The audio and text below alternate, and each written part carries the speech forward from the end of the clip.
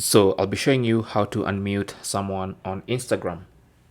Simply launch the Instagram app on your phone, tap on the profile icon in the bottom right corner.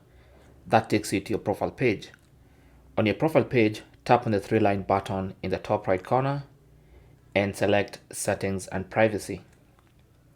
Under Settings and Privacy, you should see Muted Accounts, and if you tap on that, you can actually see all the accounts you have muted.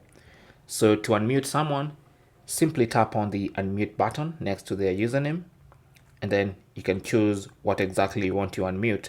If you want to completely unmute someone, you can turn off all the specific mute options.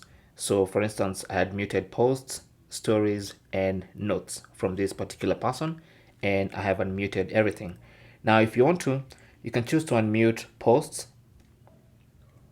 and leave everything else on. So if you want to mute stories and notes and you want to unmute posts, then you can just turn that one off.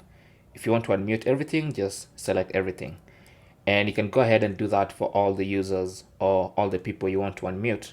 Okay, so this one I had only muted posts, so I can unmute that.